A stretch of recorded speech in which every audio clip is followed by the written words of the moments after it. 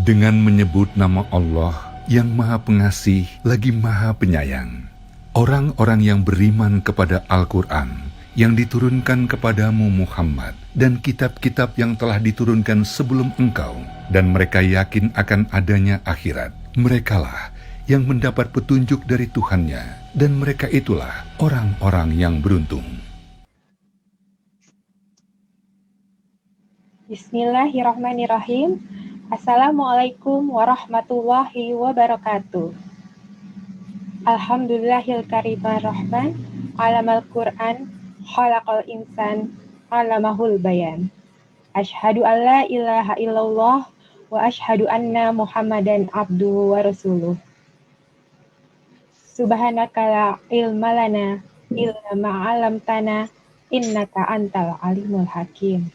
Rabbi zidna ilma. Alhamdulillahirabbil alamin. Puji serta syukur kita panjatkan kepada Allah Subhanahu wa Ta'ala yang telah memberikan rahmat serta hidayahnya kepada kita, sehingga kita mendapat kesempatan untuk menimba ilmu dalam kajian online manis hari ini. Salawat serta salam tak lupa kita sampaikan kepada baginda Rasulullah Nabi Muhammad Sallallahu Alaihi Wasallam yang telah menyampaikan risalah Islam kepada kita umatnya. Allahumma sholli ala Muhammad wa ala ali Muhammad. Apa kabar sahabat manis yang dimuliakan Allah Subhanahu wa Ta'ala? Semoga kita semua selalu dalam perlindungan Allah Subhanahu wa Ta'ala. Pada kesempatan kali ini, perkenalkan saya Gita yang insya Allah akan membersamai sahabat semua dalam kajian rutin online manis. Alhamdulillah, kita dipertemukan kembali pada acara kajian Majelis Anisa yang rutin diselenggarakan pada hari Sabtu, pada pekan pertama dan kedua di setiap bulannya. Acara ini berlangsung dari pukul 10 hingga kurang lebih pukul 11.30 waktu Indonesia Barat. Acara ini disiarkan secara live dan ditayangkan di YouTube Aqol Islamic Center, Instagram @majelis.anisaaqol, Instagram Aqol Islamic Center, dan juga Facebook DKM Aqol Islamic Center. Kajian online rutin kita hari ini akan membahas mengenai fase-fase yang hanya dimiliki kita sebagai perempuan. Tema kita adalah fikih darah wanita yang membahas tentang haid, istihadah, dan nifas. Materi kita insya Allah akan disampaikan oleh guru kita Ustazah Aini Aryani Elsi. Beliau adalah salah satu dosen dari Rumah Fikih Indonesia. Sahabat manis dapat berpartisipasi dalam kajian ini dengan mengajukan pertanyaan melalui WhatsApp di nomor 0856 8998 466 dengan format nama, domisili, dan pertanyaan. Atau teman-teman sahabat manis juga dapat menuliskan pertanyaan di kolom komentar channel YouTube Aqol Islamic Center, Instagram Majelis Anisa, atau Facebook DKM Aqol Islamic Center. Baik, selanjutnya Alhamdulillah guru kita Ustazah Aini sudah bergabung bersama kita di sini. Mari kita sapa langsung beliau. Assalamualaikum warahmatullahi wabarakatuh, Ustazah Aini. Waalaikumsalam warahmatullahi wabarakatuh. Bagaimana kabarnya Ustazah dan keluarga? Alhamdulillah, baik, alhamdulillah. Baik. Terima kasih Ustazah sudah berkenan untuk hadir menjadi narasumber kami di sini, sahabat manis. Jangan lupa untuk selalu mengikat ilmu dengan catatannya ya. Apalagi tema kita kali ini sangat berkaitan dengan permasalahan keseharian kita, khususnya sebagai seorang muslimah. Baik, selanjutnya kami persilakan Ustazah untuk menyampaikan materi kajian hari ini. Ustazah. Ya, Bismillahirrahmanirrahim. Assalamualaikum warahmatullahi wabarakatuh. Waalaikumsalam warahmatullahi wabarakatuh. Alhamdulillahirabbil alamin wassalatu wassalam ala nabiyina Muhammad wa ala alihi wa sahbihi ajma'in wa man tabi'ahum bi ihsan ila yaumiddin amma ba'du. Alhamdulillah kawan-kawan manis semuanya yang dirahmati oleh Allah Subhanahu wa taala. Di hari ini insya Allah kita akan membahas tentang fikih darah wanita. Apa saja yang penting untuk kita bahas yang berkaitan dengan fikih darah wanita, baik itu haid, nifas, ataupun istihadah. Memang mungkin tidak cukup satu pertemuan mungkin ya, tapi kita akan usahakan padatkan sehingga hal yang mungkin tidak terlalu sering kita alami mungkin kita skip saja biar tidak terlalu kemana-mana nanti ya materinya. Untuk efisiensi waktu, mohon izin saya ingin menyampaikan materi dengan menunjukkan share screen agar dapat bisa dipahami nanti materinya.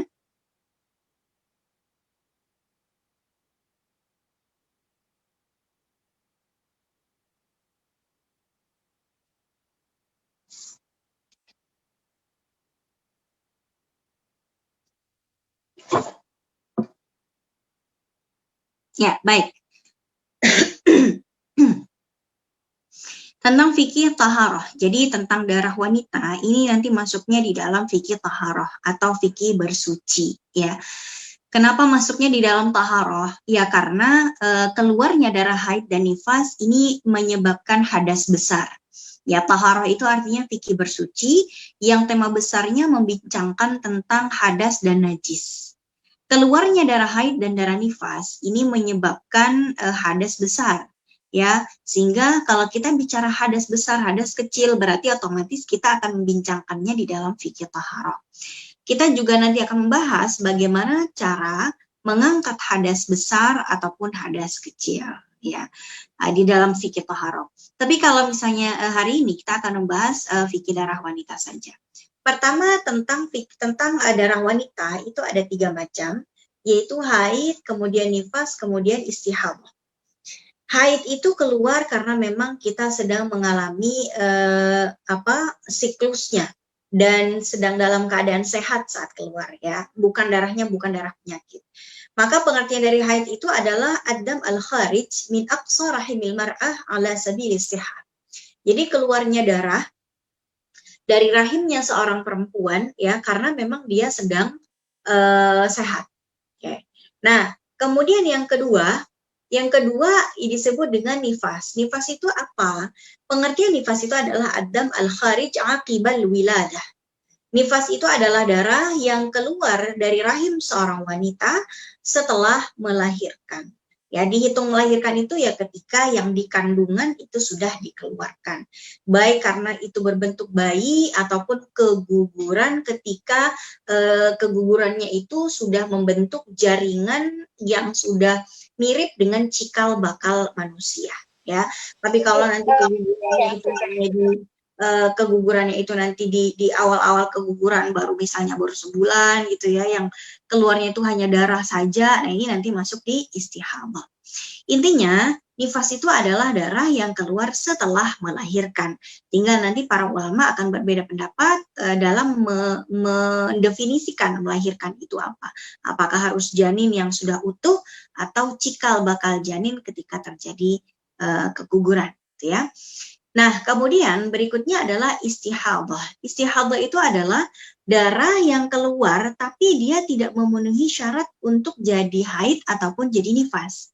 Dibilang haid bukan, dibilang nifas bukan, ya. Maka kalau ada darah yang keluar dari rahim seorang perempuan bukan haid, bukan nifas, maka itu disebut istihadah.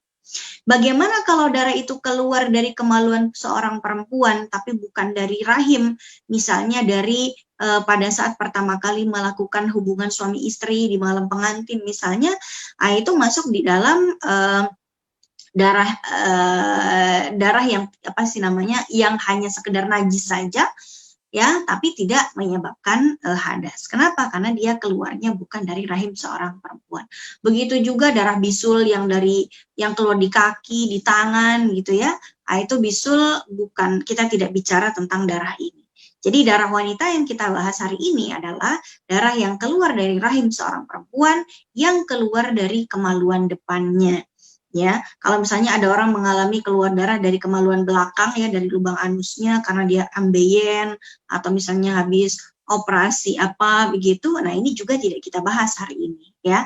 Pokoknya yang kita bahas adalah darah yang keluar dari rahim yang keluar lewat kemaluan depan seorang wanita. Ketika dia mengalami nifas karena melahirkan sesar, memang darah itu kan keluar dari dua arah ya, dari kemaluan depan dan juga dari perut bekas sayatan dokter yang melakukan tindak operasi. Tapi yang disebut darah nifas itu adalah yang keluar dari kemaluannya, bukan dari perut ya. Kalau dari perut kan hanya sebentar dibelah ya, dibuka begitu, disayat, kemudian nanti ditutup lagi, dijahit dan kemudian dikasih perban. Nah, itu kita nggak bahas di situ. Jadi pokoknya haid, nifas, istihadah persamaannya adalah sama-sama keluar dari rahim dan sama-sama melalui kemaluan depan. Akan tetapi untuk menentukan mana haid, mana nifas dan mana istihadah kita akan bahas di slide berikutnya. Usia haid sekarang, kapan seorang wanita bisa dikatakan mengalami haid ya? Pertama, minimal umurnya itu sudah masuk usia 9 tahun. 9 tahun apa? 9 tahun hijriyah. Jadi kalau misalnya ada anak perempuan umur 9 tahun ya, dia belum ulang tahun nih, belum ulang tahun yang ke-9 ya. Dia lahirnya bulan Desember 2010 ya. Misalnya tahun 2009 di bulan September dia keluar darah. Ya. Ini berarti kan 9 tahun kalau Masehinya itu belum 9 tahun penuh. Kalau Masehi, karena dia lahirnya kan Desember. Harusnya ulang tahun ke-9 2009 bulan Desember. Nah, tapi ini bulan September udah keluar darah. Gimana dong? Ya, lihat dulu ya. Itu kan kita hitungannya bukan 9 tahun Masehi, bukan, tapi 9 tahun Hijriyah. Jadi kalau misalnya di tahun 2000 dia itu lahir bulan Muharram misalnya, dan ternyata bulan September 9 tahun kemudian itu juga dia keluar darahnya di bulan Muharram juga, ya berarti kan dia sudah 9 tahun Hijriyah. Gitu. Jadi kalau sudah 9 tahun Hijriyah, maka sudah bisa disebut darah haid jika memang ciri-cirinya memenuhi syarat. Salah satunya cirinya adalah usianya. Kalau ada anak perempuan baru umur 7 tahun keluar darah, nah ini para ulama sepakat bahwa ini bukan darah haid, ya, tapi dia adalah darah istihadah. Jadi agar bisa dikatakan darah haid harus 9 tahun Hijriyah, walaupun ulang tahun ke-9 Masehinya belum datang. Kemudian durasi maksimalnya berapa? Apakah ada batasan usia bagi seorang perempuan untuk bisa dikatakan mengalami haid? Kalau jumhur ulama, kalau di dalam mazhab Syafi'i, mazhab Hambali itu tidak ada batasannya. Ya, kita bahas di mazhab Syafi'i ya agar lebih mempermudah, karena kalau kita membicarakan lintas mazhab nanti takutnya kawan-kawan semua agak bingung. Jadi kita fokuskan pada satu mazhab sehingga kita bisa lebih spesifik dan detail. Nah, dalam mazhab Syafi'i, mazhab Hambali juga mengatakan bahwa wanita itu tidak ada batasan usia untuk bisa dikatakan haid, selama ciri-ciri darah yang keluar itu tersifati sebagai darah haid. Misalnya ada seorang wanita yang usianya sudah masuk usia 70 tahun, tapi ternyata dia keluar darah, dan darahnya itu masih seperti darah haid pada umumnya. Tiap bulan dia keluar darah, durasinya juga sama, ciri-ciri warna darah, baunya, aromanya semuanya sama seperti darah haid, maka ini dia masih bisa disebut orang yang haid walaupun umurnya 70 tahun. Tapi memang pada umumnya wanita itu sudah menopause ya di usia 70 tahun itu. Tapi kalau misalnya masih ada yang haid, ya sudah, itu masih disebut sebagai wanita haid. Berikutnya sekarang durasinya. Kalau tadi kita bicara tentang usia maksimal dan minimal, sekarang kita bicara durasi haidnya, minimal dan maksimal. Bagaimanakah darah itu agar bisa disebut darah haid? Pertama, kalau darah itu sudah keluar minimal 1 hari 1 malam. Minimal 1 hari 1 malam atau 24 jam. 24 jam ini tidak harus 1 hari 1 malam sih. Tapi ketika para ulama mengatakan yaumun wa laila, sehari semalam, itu maknanya disimpulkan oleh para ulama kontemporer sebagai 24 jam. Jadi kalau ada orang haid 5 hari, keluar darah ya. Kalau ada wanita itu keluar darah 5 hari. Tapi setiap harinya darah itu cuma keluar pagi doang. Dari jam 6 sampai jam 8. Pokoknya begitu saja selama 5 hari. Hari pertama keluar 2 jam doang, ya, jam 6 sampai jam 8 doang. Hari kedua juga begitu, ketiga, keempat, kelima juga begitu. Setelah itu darahnya nggak keluar lagi. Apakah selama 5 hari ini kita sudah berstatus, kalau kita yang mengalaminya, apakah itu artinya kita mengalami haid atau bukan? Jawabannya bukan. Kenapa? Karena darahnya itu baru keluar 2 kali 5 jam. 2 kali 5 hari. 2 jam kali 5 hari. 2 kali 5 itu baru 10. Berarti darahnya baru keluar 10 jam. Kalau darahnya baru keluar 10 jam, berarti belum memenuhi syarat minimal darah haid. Gitu ya. Nah, tapi kalau misalnya dia keluar darahnya itu cuma 2 hari doang. Tapi terus menerus. Yang selama 2 hari itu kalau dihitung lebih lah dari 24 jam gitu ya. Atau dia keluarnya 3 hari, tapi keluar terus-terusan. Nah, itu sudah bisa dikatakan sebagai darah haid 3 hari itu. Kenapa? Karena darahnya keluar terus-terusan, itu pun 3 hari, udah pastilah lebih dari 24 jam. Ya, ini kalau kita bicara tentang durasi minimal. Sekarang kita bicara tentang durasi maksimal ya. Durasi maksimal haid itu adalah 15 hari 15 malam. Ya. Jadi masih bisa dikatakan haid apabila seseorang itu keluar darahnya dalam rentang waktu 15 hari. Kayak misalnya dia keluar darah hari pertama sampai hari ke-7. Lalu hari ke-8 dan hari ke-9 dia mampet darahnya nggak keluar. Hari ke-10, hari ke-11 dan 12, 10, 11, 12 keluar darah lagi. Darah apakah yang keluar di hari 10, 11, dan 12? Jawabannya darah haid. Jadi selama darah itu tidak melampaui batas 15 hari, maka darah itu masih dibilang darah haid. Tapi kalau ternyata darahnya itu sampai keluar lebih dari 15 hari, maka ada istihadah di sini. Ya, maka dia mengalami istihadah. Berapa lama haidnya dan berapa lamanya istihadah nanti kita tentukan dengan rumusan. Ya, pokoknya teman-teman kalau darahnya keluar dalam rentang waktu 15 hari sejak hari pertama keluarnya, maka itu masih haid. Tapi kalau darah itu keluar lebih dari 15 hari, misalnya hari ke-16 masih keluar, atau 16, 17, 18 masih keluar, maka berarti darah dari hari pertama sampai hari keberapa tadi ya? Sampai hari ke-18 ya, 18 hari ini darahnya nggak putus-putus keluar terus. Oh, berarti ikhtalatu fihil haidu wal istihadah. Berarti selama 18 hari dia mengalami haid dan juga istihadah. Bagaimana cara kita menentukan yang mana haid dan yang mana istihadah? Apakah artinya yang 15 hari udah pasti haid, kemudian 16, 17, 18 istihadah? Oh, belum tentu. Belum tentu, ya. Belum tentu. Jadi untuk menentukan mana haid dan istihadah, pertama at-tamyiz, ya. At-tamyiz muqaddam 'alal 'adah. Jadi tamyiz dulu. Apa itu tamyiz? Tamyiz itu adalah ketika dia bisa menentukan atau membedakan warna darahnya. Mana darah yang lebih kuat, mana yang lebih lemah. Ya, mana yang qawi, mana yang dhaif, mana yang adhaf. Ya. Jadi gini, misalnya selama 18 hari itu ya, 6 hari pertama keluar darah warna hitam. Kemudian hari ke-7 sampai hari ke-18 dia cuma keluar flek doang. Maka yang dihukumi sebagai haid adalah hari pertama sampai hari ke-6 ketika dia keluar darah hitam.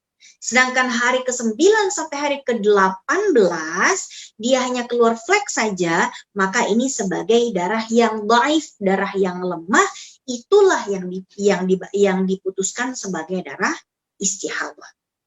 Saya kasih contoh yang lain.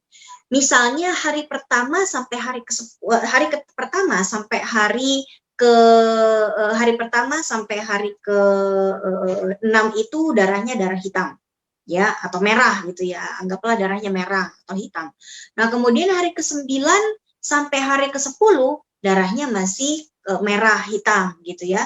Kemudian hari ke-11 sampai hari ke-18 darahnya kadang-kadang flek, kadang-kadang keruh, kadang-kadang kuning gitu ya. Maka di hari itu sampai hari ke-18 itulah yang disebut dengan darah istihadah, karena dia adalah darah yang adhaf, yang lebih lemah dari hari pertama sampai hari ke-10. Gitu ya. Jadi ketika darah itu lewat dari 15 hari, ya belum tentu haidnya itu 15 hari, bukan. Ya, harus ditentukan dulu dengan warna darah. Ini bagi mereka yang mumayyizah, bagi mereka yang bisa membedakan warna darah. Tapi bagaimana dengan orang yang tidak bisa menentukan warna darahnya? Dia nggak bisa menentukan warna darahnya karena dia nggak titen.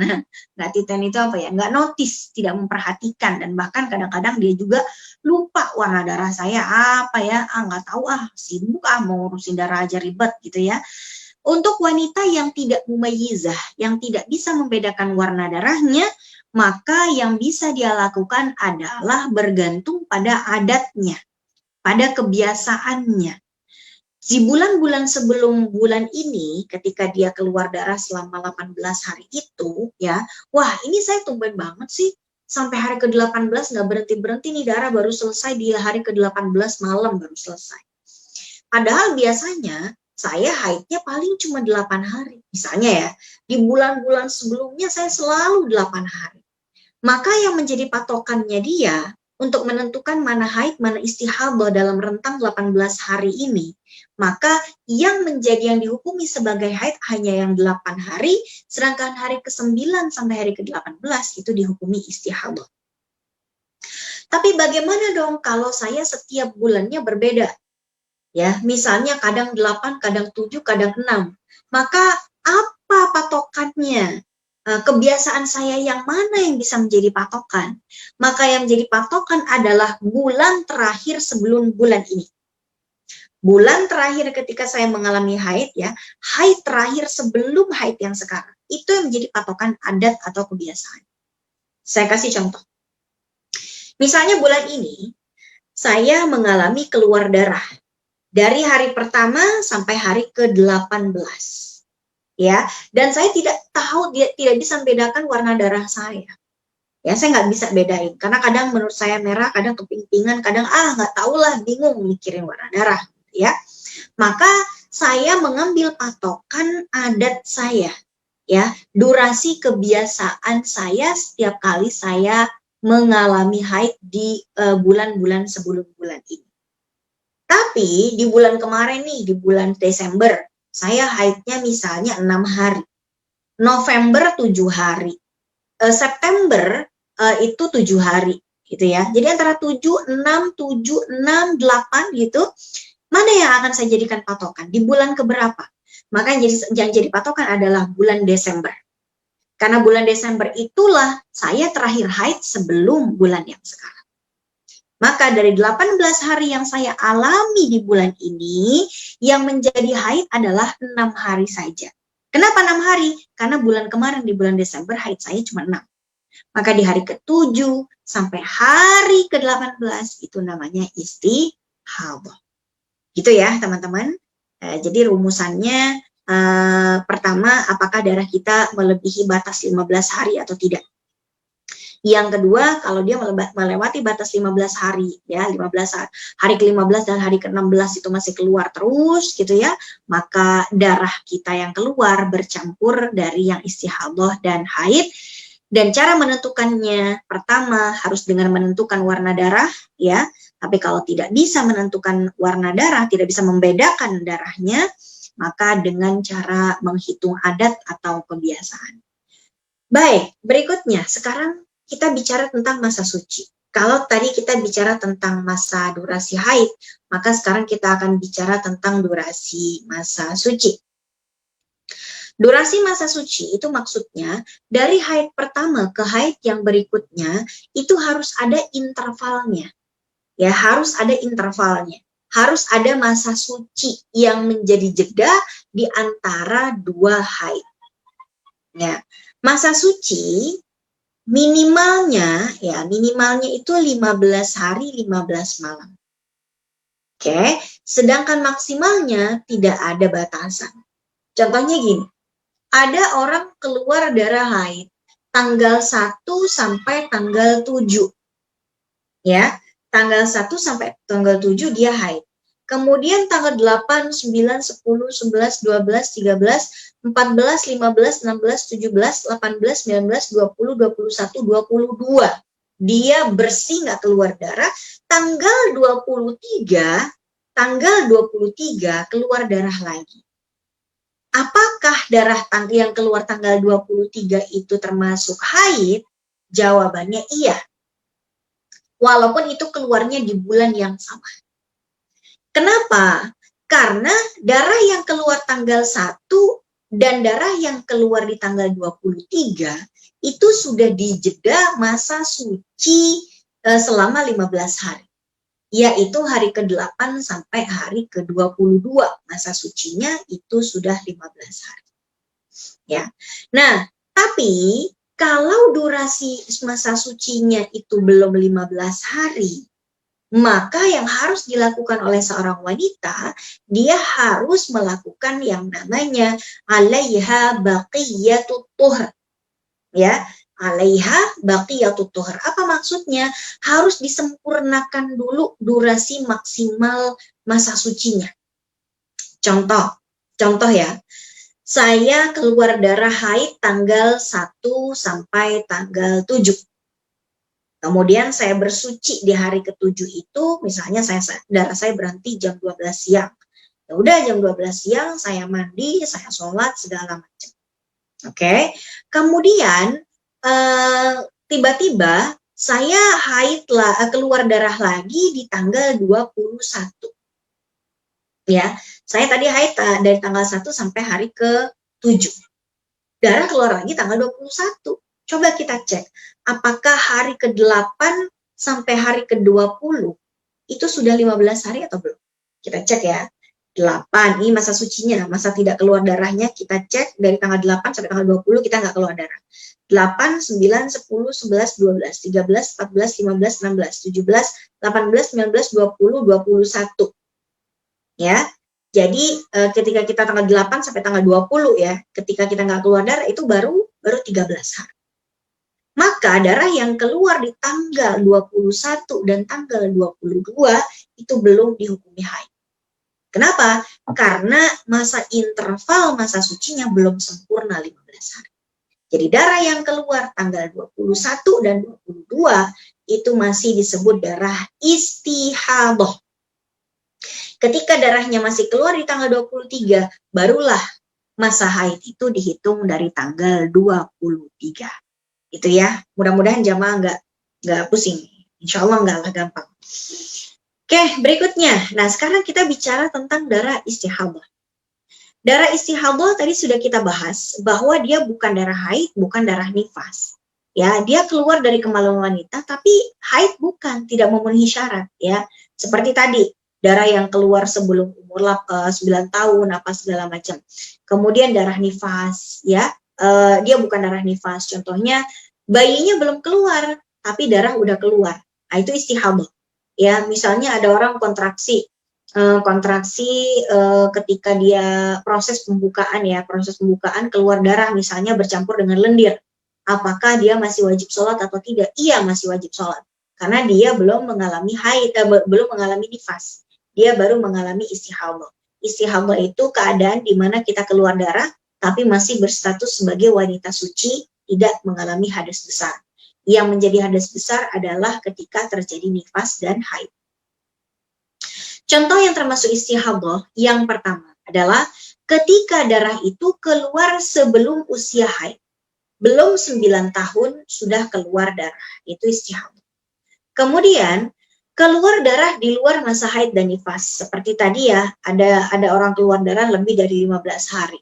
Berarti hari ke-16, 17, 18, 19 itu masih keluar lagi kan darahnya, berarti ada darah haid dan istihadah di durasi-durasi tersebut yang tadi kita sudah bahas bagaimana cara memilah mana haid dan mana istihadah. Keluar darah sebelum melahirkan, ya bayinya belum keluar, darah udah keluar, ini juga istihadah. Kenapa? Karena darah nifas itu baru dihitung setelah bayinya keluar. Sedangkan istihadah itu kalau belum keluar bayinya, belum disebut nifas. Keluar darah setelah masa nifas, ya pastinya ya. Misalnya darah nifas itu misalnya 60 hari, hari ke-61 masih keluar gitu ya. Nah ini nanti kita akan bahas. Oke baik, sekarang hukum istihadah. Istihadah itu dia adalah wanita yang suci, tidak mengalami hadas besar. Sehingga semua larangan-larangan yang berlaku pada wanita haid itu tidak berlaku bagi wanita yang istihadah. Ya, dia hanya hadas kecil saja. Makanya wanita yang istihadah dia itu disuruh berwudu di setiap kali mau sholat. Bagi orang yang istihadahnya terus-terusan. Ya, misalnya orang yang istihadahnya terus-terusan, dia keluar darah terus, ya.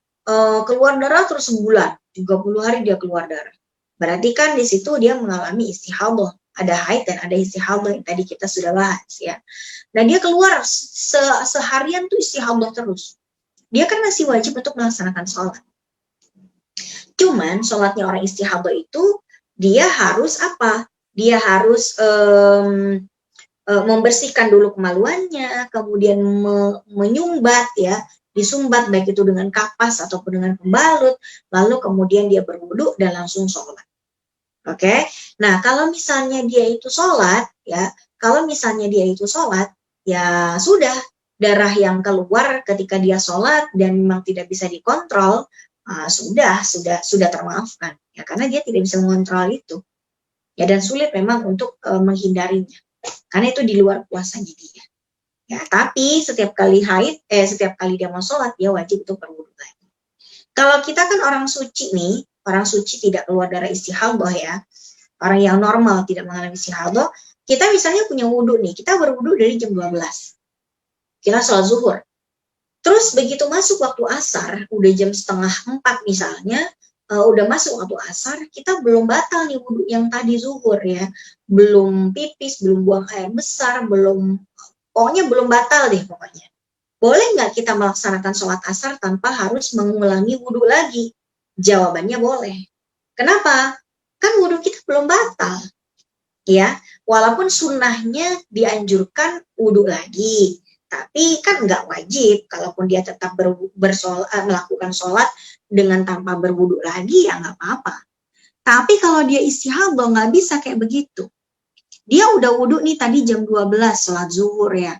Nanti begitu dia masuk waktu asar, ya dia harus wudhu lagi, melakukan ritual yang sama dengan tadi pas yang dia lakukan jam 12. Jadi dia membersihkan kemaluannya dulu, cebok dulu, takutnya darah di pembalutnya itu kemana-mana ya.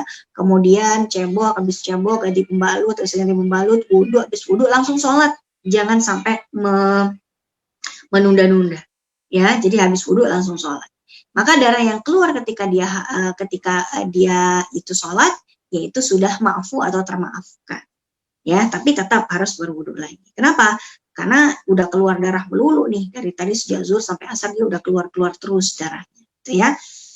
Nah baik, berikutnya ini kan orang istihadah tidak dilarang 8 hal. Ya, orang haid itu kan terlarang untuk melakukan 8 hal. Tapi orang istihadah itu tidak terlarang. Maka orang istihadah itu tetap wajib sholat, tetap wajib puasa Ramadan, dia tetap boleh melaksanakan tawaf dan sa'i, dia boleh menyentuh mushaf, ya, dia boleh melafadzkan Al-Quran, dan dia boleh untuk masuk ke dalam masjid. Kenapa? Karena dia bukan wanita haid, dia wanita suci, cuman darahnya keterusan, gitu ya. Oke. Jadi yang harus dilakukan adalah menyumbat, ya, berwudu setiap kali sholat, dan tidak wajib mandi setelah darahnya selesai. Kenapa? Karena yang wajib mandi adalah orang yang baru selesai dari haid dan nifas, sementara orang yang selesai dari istihadah itu tidak wajib mandi karena istihadah itu bukan hadas besar. Nah, ada 6 hal yang mewajibkan mandi ya, yaitu adalah haid, nifas, melahirkan, dan itu hanya terjadi pada pada perempuan. Kalau ada cowok gitu ya, berotot ya, sering nge-gym, tiba-tiba keluar darah haid, nah itu cowok jadi-jadian tuh ya, berarti ya. Oke, hubungan seksual juga mewajibkan mandi, keluar air mani dan meninggal dunia itu juga mewajibkan mandi yang hukumnya fardhu kifayah untuk orang meninggal. Oke, baik. Nah sekarang apa sih yang haram dilakukan bagi wanita yang sedang haid dan juga sedang nifas? Pertama, dia terlarang untuk melaksanakan sholat, ya. Kemudian dia juga terlarang untuk melaksanakan puasa. Oke. Kemudian puasa, kemudian tawaf, kemudian menyentuh mushaf itu juga tidak dibolehkan ya, la yamassuhu illal mutahharun, tidak boleh menyentuh mushaf kecuali orang yang suci dari hadas kecil, suci dari hadas besar. Kemudian at-talaffuz bil Quran, la yaqra al-haid wal junub syai'an minal Quran, tidak boleh orang haid dan orang yang junub itu melafadzkan Al-Quran. Dia juga tidak boleh masuk ke dalam masjid kecuali abiri sabil, kecuali cuma numpang lewat doang langsung keluar lagi. Tapi kalau masuk dan berdiam di dalamnya itu tidak diperbolehkan. Kemudian wanita yang haid juga tidak boleh melakukan hubungan seksual ya. Tapi kalau misalnya wanitanya sedang haid, ada seorang istri lagi haid, bukan berarti suaminya nggak boleh nyolek sama sekali ya. Apalagi sampai pindah kamar gitu, enggak, itu malah lebay ya. Jadi wanita yang haid tetap bisa bercumbu dengan suaminya, hanya saja tidak boleh sampai terjadi hubungan seksual. Sehingga Rasulullah SAW ketika beliau mencumbui istri beliau yang sedang haid, beliau meminta agar istrinya menggunakan sarung yang menutupi dari pusar ke bawah. Kemudian berikutnya, tidak boleh juga wanita haid itu diceraikan. Nah ini adalah larangan bagi seorang laki-laki ya untuk menceraikan istrinya. Kalau ada bapak-bapak dia menjatuhkan talak pada istrinya dalam keadaan haid ya istrinya, maka si bapak-bapak ini diperintahkan untuk segera merujuknya. Itulah yang terjadi kepada Ibnu Umar, anak putra dari Umar bin Khattab, yaitu Abdullah bin Umar bin Khattab. Abdullah bin Umar ini pernah menceraikan istrinya dalam keadaan haid. Sampailah berita itu ke telinga Rasulullah SAW. Kemudian Nabi mengatakan murhu falyuraji'ha. Ya, murhu falyuraji'ha. Sampaikan kepada Ibnu Umar agar dia segera merujuk istrinya. Gitu. Jadi kalau misalnya ada suami yang menceraikan istrinya dalam keadaan haid dan dia tahu bahwa istrinya dalam keadaan haid, tapi dia sengaja tetap ngotot mau menceraikan istrinya juga, menjatuhkan talak, maka suaminya berdosa karena dia telah melakukan talak bid'ah. Talak bid'ah itu adalah talak-talak yang terlarang, salah satunya adalah menjatuhkan talak ketika istrinya dalam keadaan haid. Tapi pertanyaannya, kalau sudah terlanjur terjadi, apakah talaknya itu berlaku? Apakah artinya si istri sudah menjadi wanita yang diceraikan? Jawabannya iya. Cerainya tetap terjadi, tapi suaminya berdosa karena telah melakukan penjatuhan talak di masa-masa yang terlarang. Oke, baik. Sekarang kita akan bahas ke mandi janabah ya. Ini maraton ini. Kita punya waktu sampai jam berapa, moderator? Kita waktu sampai untuk materi sekitar 11.15 itu saja. Setelah itu pertanyaan. Tanya jawabnya berarti 15 menit aja ya? Iya, atau Ustazah mau ini materi? Maksudnya saya menjelaskan mandi janabah ini aja dulu ya. Setelah ini langsung aja tanya jawab, takutnya nanya ya. Jadi habis rukun mandi janabah, pertanyaan kalau ternyata masih ada waktu nanti kita tambah. Karena saya khawatir nanti pertanyaannya banyak dan malah nggak ada waktunya. Baik. Rukun mandi janabah. Rukun mandi janabah. Jadi ketika kita sudah selesai dari haid dan nifas, maka kita diperintahkan untuk melaksanakan mandi janabah atau yang kita kenal sebagai mandi besar. Kenapa disebut mandi besar ya? Karena mandi untuk menghilangkan hadas besar. Oke. Rukunnya itu apa sih yang dimaksud dengan rukun? Rukun itu artinya yang harus kita lakukan dan bisa menjadi tolok ukur mandi itu sah atau tidak. Ya, kalau rukun ini sudah terpenuhi, maka mandi kita itu sudah sah untuk menghilangkan hadas besar. Pertama itu niat. Jadi yang membedakan mandi biasa, mandi keramas biasa sama mandi besar itu di poin terbesarnya adalah di niat. Kalau kita mandi doang, ya aduh ini kepala udah bau gitu ya, rambut, badan juga udah keringetan, saya mau mandi mau keramas, mau luluran apa segala macam. Itu belum disebut mandi besar. Itu mandi biasa ya. Mandi biasa cuman keramas gitu aja. Karena apa? Karena dia tidak berniat dengan mandinya itu, dia tidak berniat untuk menghilangkan hadas besar. Makanya wajib menyertakan niat dalam hati ketika kita mau mandi. Ya Allah, ini saya mau mandi besar nih, gitu kan? Kalau perlu kita melafadzkan niatnya. Ketika kita udah pegang handuk, mau masuk kamar mandi, buka pintu kamar mandi, kita berniat. Nawaitul ghusla li raf'il hadatil akbari an jami'al badani lillahi ta'ala. Saya niat untuk mandi dengan niat menghilangkan hadas besar dari seluruh badan saya karena Allah Ta'ala. Ya, nawaitul ghusla li raf'il hadatil akbari an jami'al badani fardan lillahi ta'ala. Tapi kalau tidak hafal nawaitunya gimana? Kalau tidak hafal ya udah dalam hati aja. Pokoknya dalam hati Allah ini mandi besar ya, gitu ya. Ya Allah ini saya ingin menghilangkan hadas besar ya. Ya udah selesai gitu. Yang penting dalam hati ada maksud dalam mandinya ini, dia berniat bermaksud untuk menghilangkan hadas besar. Nah, itu poin pentingnya. Kemudian yang kedua, imrarul ma'alal bashar wasyar. Ya, jadi meratakan air ke seluruh tubuh kita untuk meratakannya ke seluruh kulit dan bulu atau rambut. Jadi semua kulit, ya permukaan kulit itu semuanya harus basah. Makanya kalau misalnya di permukaan kulit itu ada hal-hal yang menghalangi air, ya, yang menghalangi sampainya air ke kulit, ya, maka penghalangnya itu harus dicopot dulu. Contoh misalnya kita di wajah kita, misalnya kita lagi haid, tapi di wajah kita nih ada riasan yang ternyata ada riasan yang apa ya? Ada riasan yang menutup, yang waterproof lah, yang waterproof ya. Misalnya dia pakai lipstick ya, lipsticknya tuh yang waterproof misalnya. Atau misalnya eyelinernya itu waterproof. Maka yang waterproof itu, ya eyelinernya itu harus diangkat dulu sampai bersih, baru kemudian dia melanjutkan mandi janabahnya. Gitu. Kenapa? Karena kalau eyelinernya dia nggak angkat, maka ujung kelopak matanya terhalang, tidak terbasahi dengan air.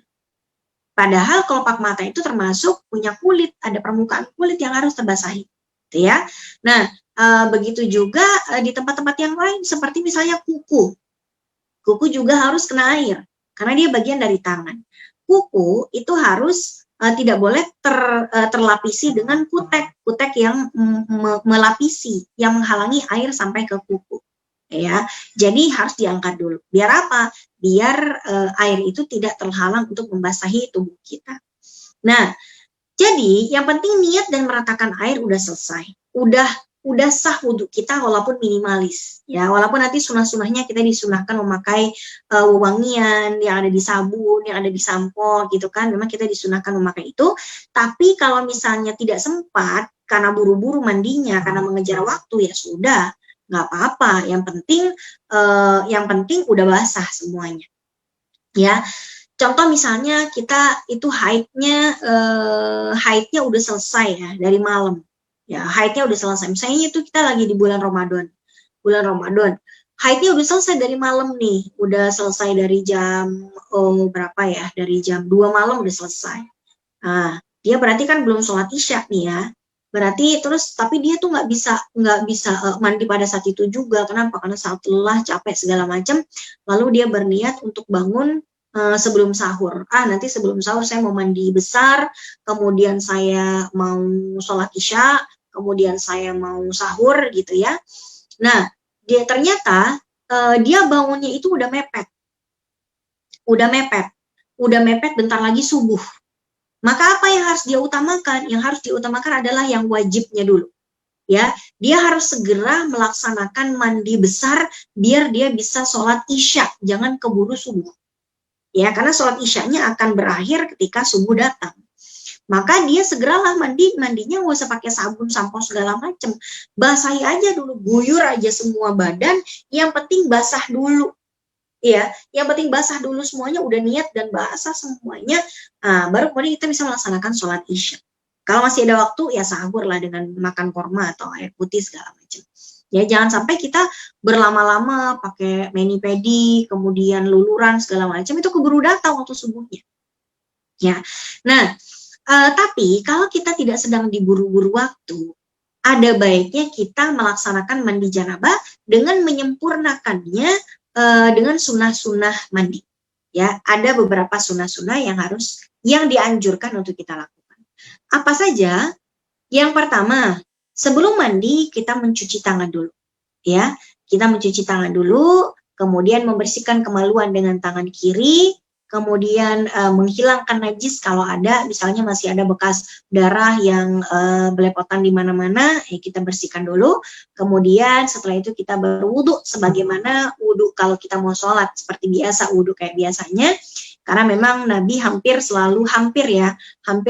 senantiasa berwudu sebelum menyiramkan air ke tubuhnya pada saat mandi janabah.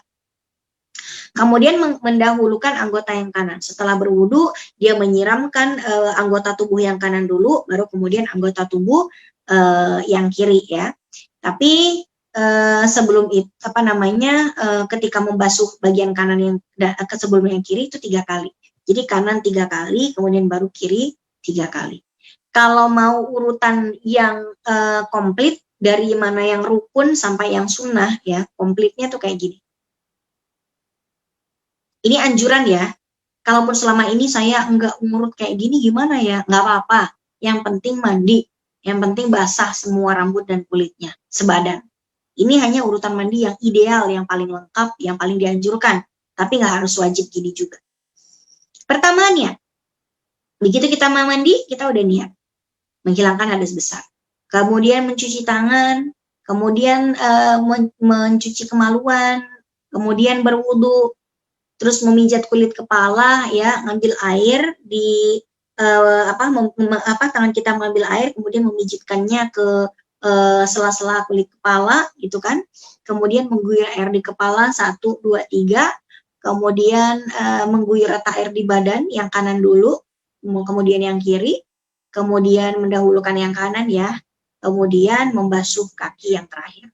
Ini adalah urutan mandi janabah yang lengkap sebagaimana yang diriwayatkan dalam satu hadis dari Bunda kita Aisyah radhiyallahu anha bahwa seperti inilah yang dilakukan oleh Rasulullah di setiap beliau mandi janabah.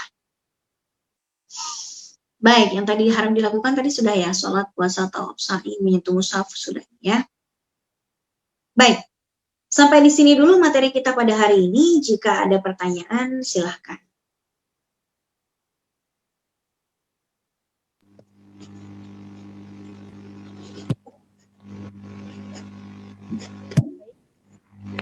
Terima kasih Ustazah untuk penjelasannya.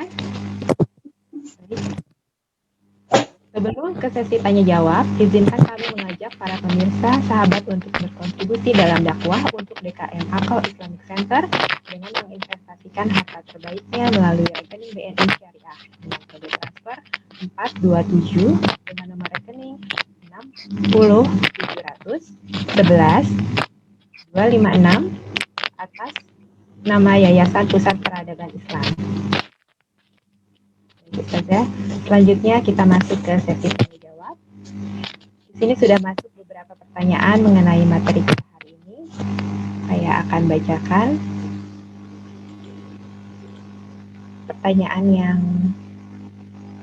sesuai dengan materi kita. Yang pertama, Assalamualaikum Ustazah, izin bertanya. Saya Ummu Altof dari Jakarta. Beberapa bulan lalu saya haid rutin selama 7 hari. Namun 3 hari setelah suci, saya keluar darah lagi selama 5 hari. Apakah itu haid yang belum selesai atau bagaimana ya Ustazah? Karena tadi Ustazah bilang bahwa batas suci selama 15 hari. kondisi pada saat itu selesai haid rutin, saya lepas KB. Terima kasih atas jawabannya Ustazah. Boleh diulangi lagi hari keberapa keluarnya, kemudian jeda bersihnya berapa hari dan keluar lagi kapan?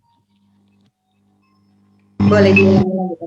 Ya, haid rutinnya selama 7 hari. Kemudian 3 hari setelah suci saya keluar darah lagi. Berarti hari ke-10 ya. Atau hari ke-11 keluar darah selama 5 hari.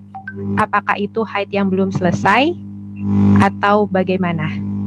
Karena tadi di awal di penjelasannya Ustazah batas suci itu 15 hari. Kondisi pada saat itu selesai haid rutin, beliau lepas KB. Boleh. Masalahnya ini pertanyaannya 3 hari kemudian keluar darah itu maksudnya 3 hari kemudian itu 3 hari bersih lalu kemudian keluar lagi atau keluarnya di hari yang ketiga setelah hari terakhir gitu kan. Saya akan membuat 2 kemungkinan ya karena ini dual tafsir dia. Pertama misalnya hari pertama sampai hari ke-7 dia keluar darah. Kemudian 8, 9, 10 dia bersih. Oke, anggaplah begitu. 8, 9, 10 dia bersih. Keluar lagi darah 5 hari, ya kan? Keluar darah lagi 5 hari kan? Hari ke-11, 12, 13, 14, 15. Ya. Udah keluar darah kan? Hari ke-11 sampai 15 keluar darah. Hari ke-16 berhenti darahnya, ya kan? Berhenti. Berarti keluarnya darah itu dari hari pertama sampai hari ke-15 itu dia haid semua. Dia haid semua itu. Karena itu masih dalam tempo 15 hari. Ya, atau misalnya kemungkinan yang kedua, hari pertama sampai hari ke-7 dia keluar darah. Kemudian 3 hari berikutnya yaitu hari ke-10 misalnya ya. Hari ke-10, 11, 12, 13, 14. Nah, ini keluar darah. Hari ke-15 dan seterusnya udah nggak keluar lagi. Nah, itu juga tetap disebut haid. Jadi durasi maksimal haid itu 15 hari. Selama darah Anda tidak keluar melewati 15 hari, aman. Nanti masalahnya di situ semuanya haid. Walaupun tadi sempat terjeda 3 hari atau 2 hari bersih ya, itu masih berstatus sebagai haid. Lalu bagaimana kalau udah terlanjur sholat di hari yang sempat bersihnya itu, udah terlanjur sholat gitu kan? Ya sudah, tidak berdosa. Kenapa? Karena dia melaksanakan sholatnya dalam keadaan dia meyakini bahwa dia sudah suci. Tapi ternyata dia salah perhitungan. Darahnya ternyata hanya sekedar tersumbat saja. Kemudian keluar lagi, maka hari pertama sampai hari ke-15 itu semuanya dihukumi sebagai darah haid. Karena tidak lebih dari 15 hari. Oke. Penjelasannya, sepertinya juga ada beberapa pertanyaan yang terjawab dengan jawaban yang tadi bahwa bagaimana status ibadah yang sudah dijalankan. Seperti itu, ada beberapa juga jemaah yang bertanya seperti itu. Ketika kita sudah terlanjur menganggap suci, tapi kemudian ada darah haid lagi yang keluar, seperti itu. Baik, untuk pertanyaan selanjutnya, untuk yang berikutnya, pertanyaan kedua, batas minimal haid itu kan 1 hari 1 malam. Jika kita sudah tidak melakukan apa yang diharamkan bagi wanita yang sedang haid, tetapi ternyata darah yang keluar tidak sampai 1 hari 1 malam, bagaimana dengan kewajiban-kewajiban kita yang sudah terlewat seperti sholat wajib? Silakan Ustazah. Ini pertanyaannya bagus ya. Contoh misalnya, darahnya keluar kurang dari 24 jam. Udah 3 hari tadi ya, 3 hari dia keluarnya darah tuh cuma 3 jam doang. Jadi keluarnya cuman pagi-pagi doang, cuman siang anggaplah ya, cuman dari jam 12 sampai jam 3, besoknya jam 12 sampai jam 3, besoknya jam 12 sampai jam 3. Jadi tiap hari keluarnya darahnya tuh cuma 3 jam doang gitu. Kayak nggak niat gitu ya darahnya keluar gitu kan. Dan itu terjadi 3 hari. Dia pikir itu haid. Tapi ternyata begitu udah hari ketiga, itu nggak keluar lagi, hari keempat dan berikutnya nggak keluar sama sekali. Dan di hari ketiga itu dia udah mandi, ya kemudian dia sholat seperti biasa. Lalu bagaimana 3 hari yang dia keluar darah itu yang ternyata bukan darah haid? Kenapa bukan darah haid? Karena nggak sampai 24 jam dong. Karena tiap hari cuma 3 jam kali 3 hari berarti cuma 9 jam total, ya kan? totalnya cuma 9 jam. Maka ini tidak memenuhi ciri-ciri haid. Sehingga darah itu dihukumi sebagai istihadah. Tapi gimana kalau dia terlanjur tidak sholat? Karena dia tadinya mengasumsikan itu haid. Dia kira itu haid, ternyata bukan. Nah, bagaimana tentang ibadah-ibadah yang ditinggalkan selama 3 hari itu? Tidak sholat selama 3 hari 3 malam, maka apa yang dia tinggalkan selama 3 hari 3 malam, dia wajib untuk mengganti atau mengqadha'nya. Berarti subuh 3 kali, ada 3 subuh yang dia tinggal, 3 zuhur, 3 asar, 3 maghrib, dan 3 isya yang dia tinggalkan, dan dia wajib menggantinya. Ya, ketika dia sudah yakin, wah ternyata kemarin belum haid nih, ya saya udah terlanjur nggak sholat, gimana dong? Ya udah cepetan mandi, cepetan ganti itu semuanya. Ya, mengqadha apa yang sudah kita tinggalkan. Kita sudah pernah ya membahas tentang sholat qadha di pertemuan sebelum-sebelumnya sepertinya. Tapi kalau misalnya nanti ada yang nanya, boleh nanti saya jelasin. Ya, baik. Untuk pertanyaan selanjutnya, menyambung yang ke kode tadi Ustazah, dari YouTube Anissa pertanyaannya, mohon penjelasan kalau haidnya selesai saat asar, apakah perlu mengqadha sholat zuhur? Karena saya pernah ikut daurah haid nifas istihadah menjelaskan bahwa tidak perlu diqadha. Lalu tata cara mandi besar apakah sama? Oh, kalau ini tadi mungkin sudah dijelaskan ya, tata cara mandi besar apakah sama dengan mandi junub? Terima kasih. Mandi besar dengan mandi junub itu sama saja sebetulnya, sama-sama untuk menghilangkan hadas besar, ya, sama-sama untuk menghilangkan hadas besar. Lalu bagaimana kalau tadi dia bilang suci di waktu asar, apakah wajib qadha di waktu zuhur gitu ya tadi ya pertanyaannya? Ya, betul. Ya, di sini para ulama berbeda pendapat. Jadi wajar kalau misalnya ngikuti daurah haid dan nifas lalu berbeda-beda gitu penyampaian dari pematerinya, karena memang di sini ada perbedaan pendapat. Kalau di dalam mazhab Syafi'i, di dalam jumhur ulama mazhab Syafi'i, mazhab Hambali, itu mengatakan iya wajib diqadha. Kenapa? Karena mereka memandang bahwa zuhur dan asar atau maghrib dan isya itu ada tadarukul waqti. Tadarukul waqti itu sepaket, istilahnya gitu, sepaket ya. Jadi kalau misalnya suci di waktu asar, maka dia wajib mengqadha waktu zuhurnya. Dia suci di waktu isya, berarti dia wajib qadha waktu maghribnya. Karena ada tadarukul waktu di situ, ada tadarukul waqti di situ. Satu asar suci, ya udah zuhurnya juga karena ikut di asarnya gitu ya, karena udah satu paket. Tadarukul waqti istilahnya. Tapi memang sebagian ulama ilmu mengatakan tidak wajib. Ya memang di dalam mazhab Hanafi mengatakan tidak wajib. Kalau di dalam mazhab Maliki itu memang agak panjang ya ketentuannya, wajib kalau begini kalau begitu agak panjang.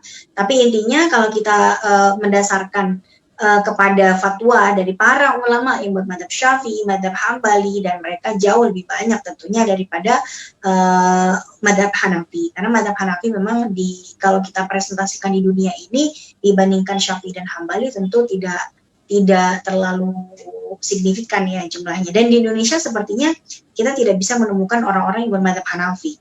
Orang-orang yang bermadzhab Hanafi itu contohnya perempuannya kalau sholat itu nggak nutup kaki, nggak pakai kaos kaki. Seperti ibu-ibu Pakistan dan India, kalau teman-teman pernah umrah atau haji ke Masjidil Haram, ibu-ibu Pakistan dan India kalau sholat kakinya kebuka. Dia nggak pakai mukena atau nggak pakai gamis yang panjang, juga nggak pakai kaos kaki ya, karena memang kakinya terbuka begitu saja. Dan di Indonesia saya pikir nggak ada juga yang melakukan yang seperti itu.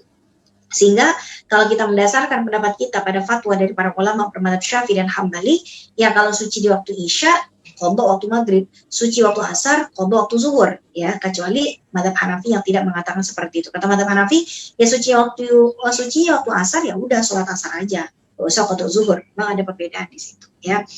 Kemudian apalagi ya tadi pertanyaannya? Itu aja ya. Itu aja Ustazah. Untuk pertanyaan selanjutnya dari Saudari Resti di Jogja. Assalamualaikum Ustazah, mau bertanya, siklus haid saya beberapa bulan ini tidak teratur. Suatu waktu saya haid pada tanggal 3 seperti jadwal haid bulan sebelumnya. Pada bulan tersebut, haid saya diawali flek hitam. Hari-hari berikutnya flek bercampur darah, kemudian flek hitam kembali sampai tanggal 23.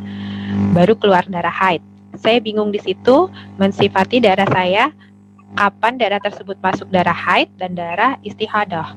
Lalu seandainya ternyata saat itu darah istihadah, saya menganggap itu darah haid dan tidak melaksanakan sholat. Haruskah saya mengqadha sholat yang sudah saya tinggalkan saat itu atau bagaimana Ustazah? Terima kasih. Berarti darahnya keluar selama 23 hari dengan warna darah yang berbeda-beda, ya? Iya, 20. Mulai tanggal 3, terus tanggal 23 baru keluar darah haid. Oh. Yang sebelumnya itu seperti flek, ya. Itu tadi disebutin nggak? Maksudnya darah yang flek itu berapa hari, darah merah itu berapa hari, darah hitam itu berapa hari, disebutin nggak?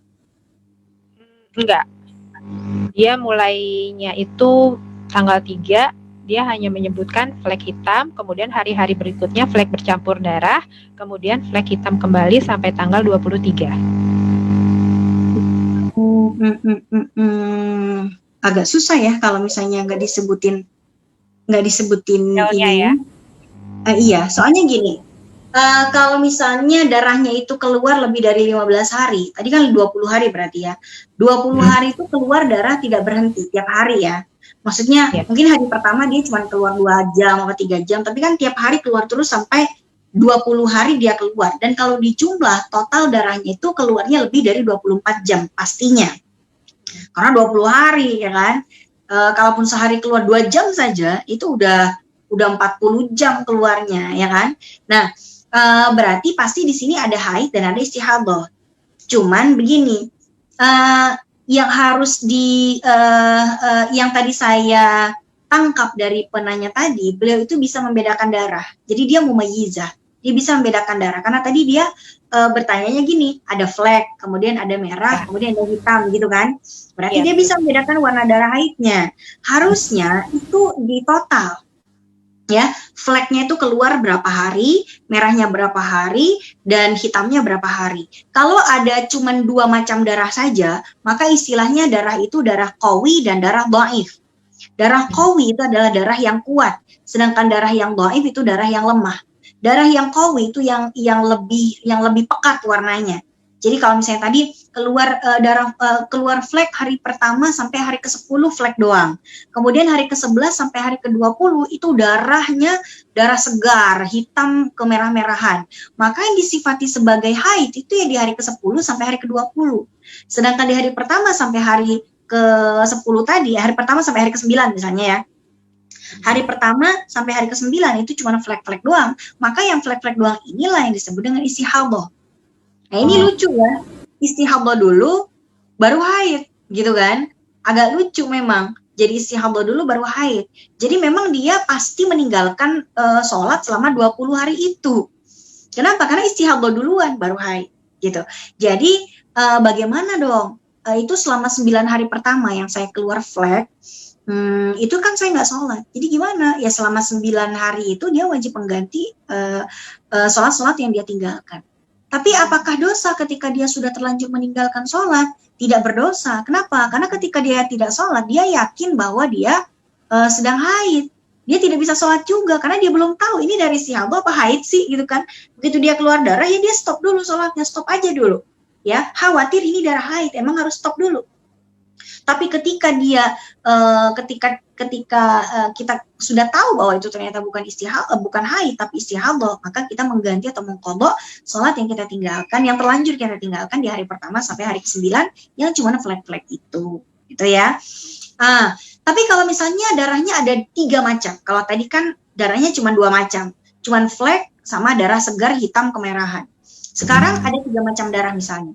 Hari pertama sampai hari ke-5, ya, hari pertama sampai hari ke-5 flek coklat.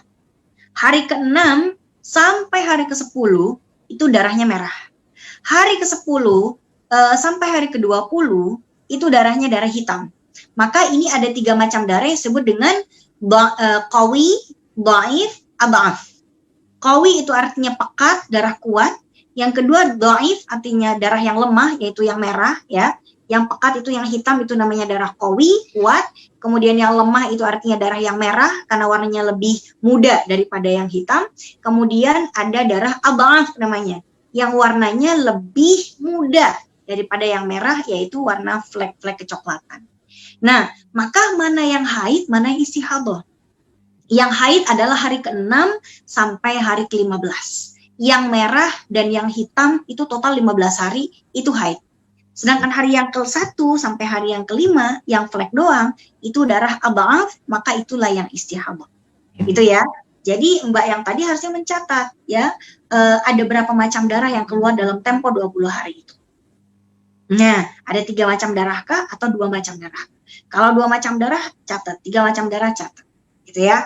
Nanti kalau misalnya nanti haid lagi karena memang agak-agak bermasalah seperti ini haidnya, tolong dicatat. Oke, biar bisa membedakan mana yang haid, mana yang istihadah karena durasinya lebih dari 15 hari. Nah, tadi gimana dong, saya harus mengganti atau tidak? Iya, harus mengganti. Sholat yang terlanjur ditinggalkan selama istihadah ya, sebetulnya kita nggak sengaja pengen ninggalin sholat, ya kan? Karena kita nggak tahu. Yang terlanjur ditinggalkan memang harus diganti, harus diqadha.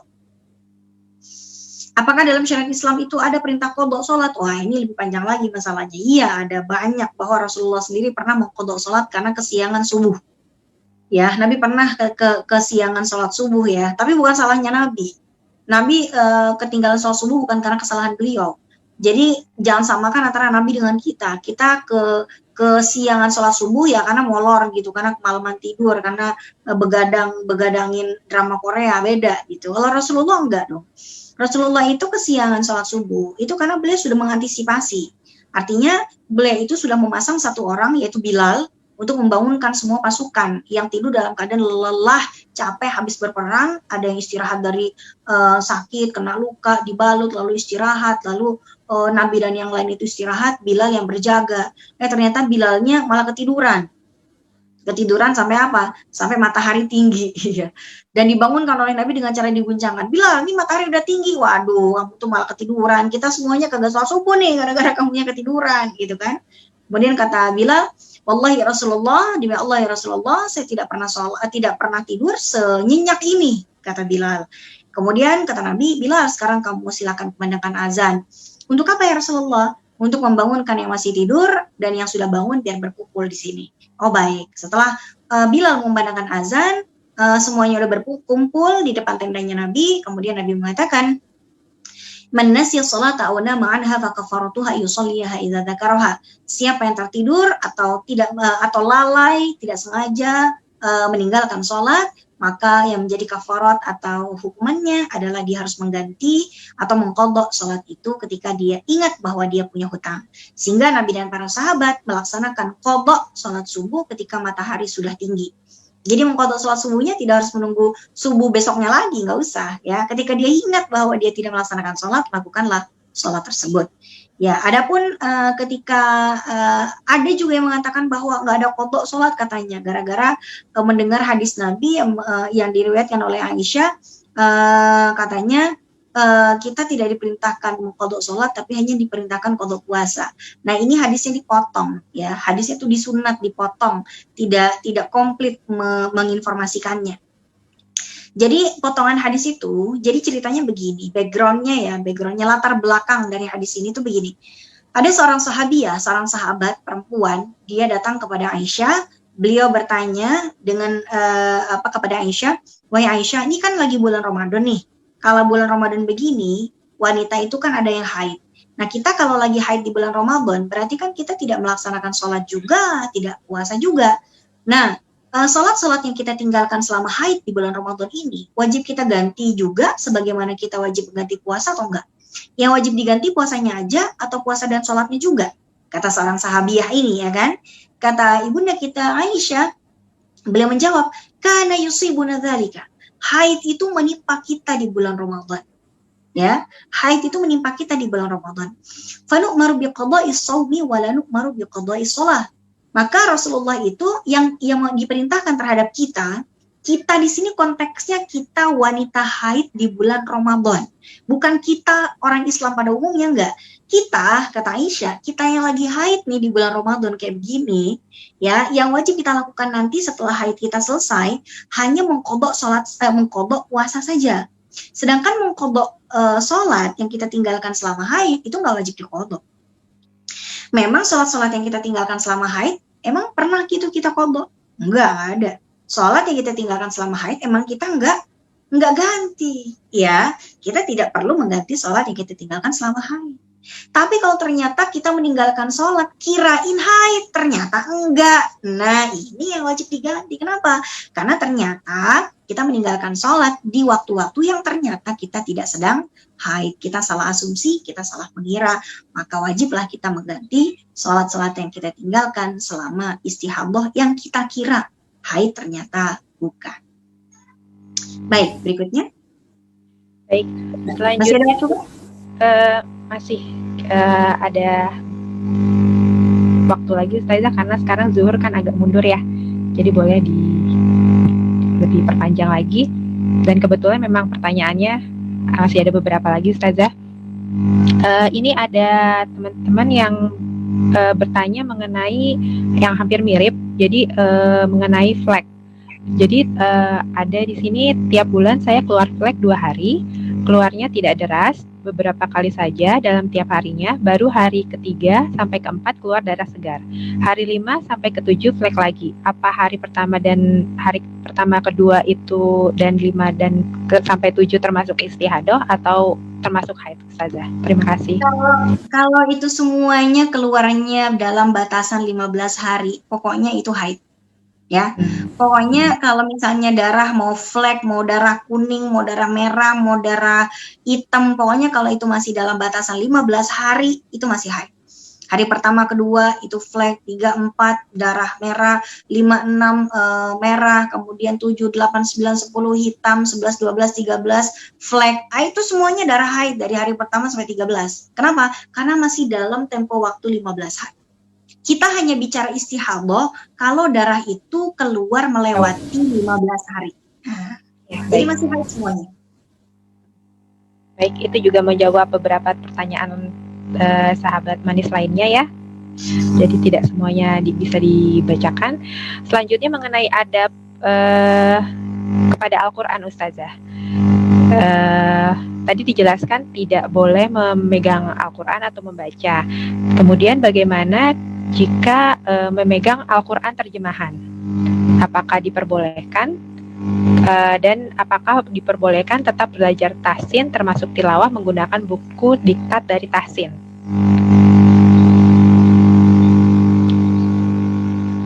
Terjemahan Al-Quran, apakah itu disebut mushaf atau tidak? Jadi kita akan berikan dulu pengertian dari mushaf itu sendiri ya. Mushaf itu artinya makutiba alaihi Al-Quran. Benda-benda apapun yang di atasnya ditulis lafaz-lafaz Al-Quran, itu namanya mushaf. Mushaf di masa Nabi itu belum satu bundel yang kita pelajari, yang kita temui pada hari ini. Karena Quran itu baru disatukan 30 juz menjadi satu buku, itu baru sempurna di masa Utsman bin Affan. Makanya kita sebut sebagai mushaf Utsmani. Ya, yang diinisiasi dari sejak Khalifah Abu Bakar, Umar sampai sempurna di masa Utsman bin Affan. Nah, di masa Nabi, mushaf itu tercecer di beberapa orang dan tidak tertulis di atas kertas. Karena di masa Nabi itu kertas belum ditemukan. Kertas itu baru pertama kali ditemukan di Cina oleh seorang yang bernama Sailun, dan itu lahirnya beberapa lama setelah Nabi itu meninggal dunia. Nah, di masa Nabi, mushaf itu ditulis di atas pelepah kurma, di atas tulang-tulang, di atas batu-batu yang pipih ya, yang bisa ditulisi sesuatu di atasnya. Itu namanya mushaf. Ini seandainya di tembok saya nih, ini tembok, terus saya tulisin di sini lafaz Al-Fatihah 7 ayat di sini, maka tembok saya sudah berubah menjadi mushaf, dan kalau saya haid, saya nggak boleh pegang bagian yang ada tulisan Al-Qur'annya, karena sudah berubah menjadi mushaf. Jadi mindset mushaf dulu yang harus kita pahami. Nah, pertanyaannya, ketika di dalam buku yang di dalamnya ada Al-Quran dan terjemahannya, apakah ini masih termasuk mushaf atau tidak? Masih termasuk mushaf. Kenapa? Karena kontennya itu masih 50-50. 50% Quran, 50% terjemahan. Ya kan? Jadi masih termasuk mushaf. Baru boleh kita sentuh kalau di dalam buku itu lebih banyak konten yang bukan Qurannya ketimbang Qurannya. Seperti buku tafsir misalnya. Teman-teman jangan samakan ya antara tafsir dengan terjemahan. Beda mensana in corpore sano, satu ke sana, satu ke sono. Beda ya.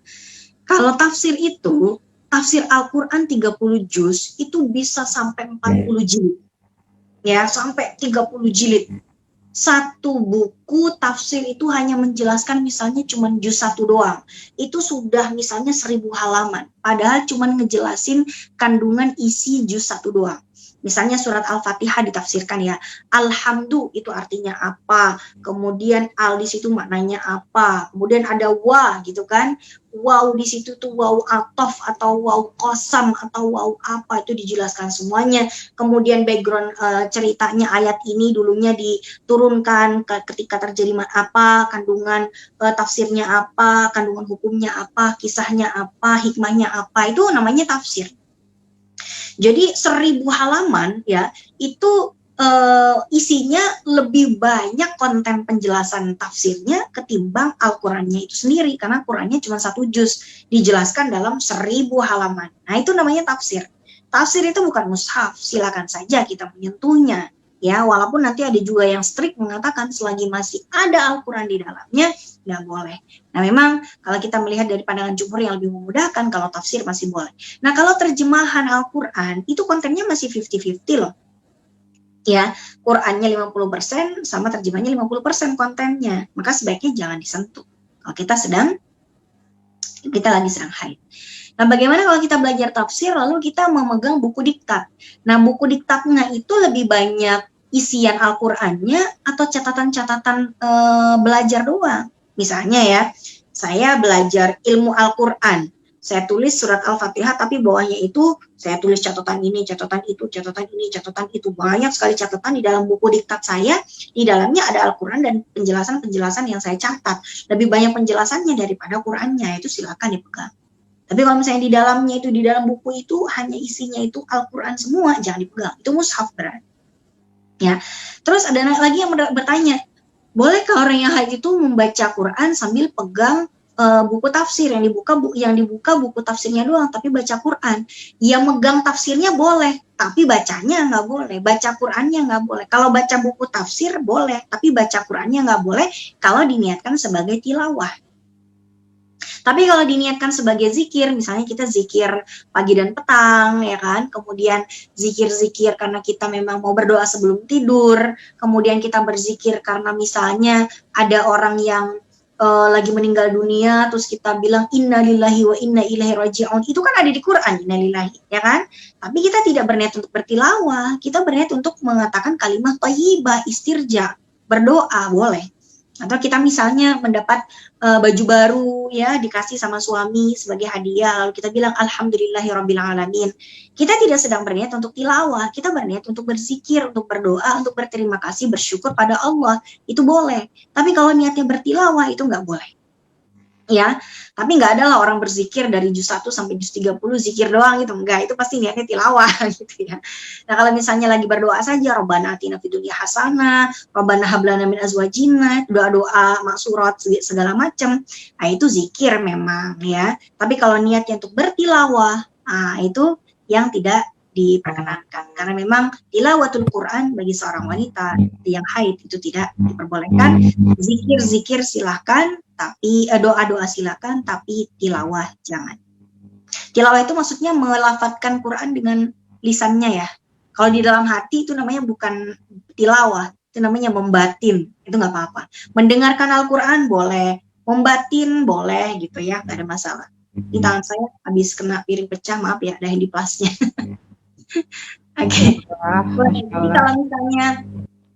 kalau misalnya dilafadzkan dengan lisan, ini yang tidak diperbolehkan. Tapi kalau misalnya membatin silakan. Bertilawah di dalam hati ya, itu nggak apa-apa. Terus memurojaah sambil dengerin nggak apa-apa. Tapi kalau dilafadzkan itu yang tidak boleh. Yang boleh melafadzkan hanya ketika kita berniat untuk berzikir atau berdoa saja. Baik. Selanjutnya boleh satu lagi Ustazah ya, mengenai untuk mengenai bekas darah haid yang tidak bisa hilang di pakaian ataupun di spray dan lain-lain walaupun sudah dicuci, apakah masih suci jika dipakai untuk sholat? Ya, jadi Ini pernah kejadian juga di masa Nabi. Ada seorang sahabiah yang bertanya sama Rasulullah Shallallahu Alaihi Wasallam. Beliau mengatakan, ya Rasulullah, ini pakaian saya ketembusan darah haid. Udah saya cuci, tapi masih ada bekasnya. Apakah kalau saya pakai baju ini, udah saya cuci, tapi bekasnya belum hilang, apakah sah sholat saya jika saya pakai baju ini? Ya, apa kata Nabi? Kata Nabi, yakfiki ayyagsilahu, yakfiki ayyagsilahu bil ma'i wala yadurruki atharuhu. Yang wajib kamu lakukan hanya mencucinya dengan air. Mencuci ya, menyiram dikucek, diperas gitu. Tapi jikapun ada asarnya, jikapun ada bekasnya, itulah yang durruki, tidak memberikan efek apapun. Efek apapun maksudnya tetap sah kalaupun mau dipakai untuk sholat. Jadi kalau kita udah nyuci misalnya, apalagi mohon maaf ya, celana dalam dari bahan katun, kena haid tapi tidak langsung dicuci, baru malamnya dicuci, wah udah ada bentuk pulaunya di situ gitu kan. Udah kita kucek, udah kita cuci, udah kita jemur, tapi masih ada bekasnya juga, gimana dong? Ya kalau misalnya masih ada bekasnya tapi udah dicuci, it's okay, nggak ada masalah. Yang jadi masalah kalau kita tidak mencucinya. Begitu juga dispray ya, diselimut, misalnya ketembusan darah haid pas lagi kita tidur. Ketika kita sudah mencucinya tapi masih membekas juga, it's okay, nggak ada masalah. Sudah hilang najisnya, wala yadurruki atharuhu, dan tidak berpengaruh apapun pada kita, apalagi urusan najis dan sholat udah nggak ada masalah. Baik, terima kasih Ustazah untuk jawabannya. Itu adalah pertanyaan terakhir kita hari ini. Mohon maaf kepada sahabat manis jika ada pertanyaan yang belum dibacakan. Mungkin pertanyaannya ada jawaban yang sesuai dengan yang sudah diutarakan sebelumnya atau sudah ada di materi yang sudah dipaparkan oleh Ustazah, dan juga karena keterbatasan waktu kita. Insya Allah nanti kita akan bertemu lagi mungkin dalam kesempatan yang lainnya. Baik, kita sudah sampai di akhir acara. Kami mohon kepada Ustazah Aini untuk dapat memberikan closing statement atau penutup dan doa. Alhamdulillah kajian di hari ini sudah kita selesaikan. Mudah-mudahan bermanfaat untuk kita semua dan bisa kita praktekkan di keseharian kita. Semoga Allah Subhanahu wa taala menerima segala macam ibadah kita yang kita persembahkan dengan semaksimal mungkin. Semoga menjadi penebus dosa-dosa dan kekhilafan kita yang di masa lalu. Semoga Allah jaga diri kita dari maksiat, dan semoga Allah menuntun langkah kita, hati kita kepada semua yang diridhai. Amin ya rabbal alamin. Bismillahirrahmanirrahim. Hamdan yuwafi ni'amahu yukafi mazidah. Ya Rabbana lakal hamdu kama yanbaghi li jalali wajhikal karim wa li 'azimi sultanik. Rabbana taqabbal minna salatana wa siyamana wa ruku'ana wa sujudana wa takhashu'ana wa tadarru'ana wa tamim taqsirana ya Allah ya arhamar rahimin. Rabbana anfa'na bima 'allamtana wa 'allimna ma yanfa'una warzuqna 'uluman tanfa'una. Allahumma inna na'udzubika min 'ilmin la yanfa' wa min qalbin la yakhsha wa min 'amalin la yurfa' wa min nafsin la tashba innaka 'ala kulli syai'in qadir. Rabbana la tadarna dhanban illa ghafartah wala hajatan min hawaiji dunya wal akhirah illa qadaitah. Rabbana hab lana min azwajina wa dhurriyyatina qurrata a'yun waj'alna lil muttaqina imama. Allahumma qfina bihalalika an haramik wa bi ta'atika an ma'siyatik wa bi fadlika amman siwak. Allahumma inna na'udzubika minal ma'tham wal maghram. Rabbana atina fid dunya hasanah wa fil akhirati hasanah wa qina adzaban nar. Subhana rabbika rabbil izzati amma yasifun wa salamun alal mursalin walhamdulillahi rabbil alamin. Aku qouli hadza wa astaghfirullah li wa lakum. Mohon maaf atas segala kekhilafan jika ada. Billahi taufiq wal hidayah. Assalamualaikum warahmatullahi wabarakatuh. Waalaikumsalam warahmatullahi wabarakatuh. Jazakallah khair. Terima kasih kami ucapkan kepada Ustazah Aini atas tausiah yang telah disampaikan hari ini. Insya Allah menjadi amal jariahnya, dan kami doakan Ustazah beserta keluarga selalu mendapat limpahan rahmat dari Allah Subhanahu wa taala.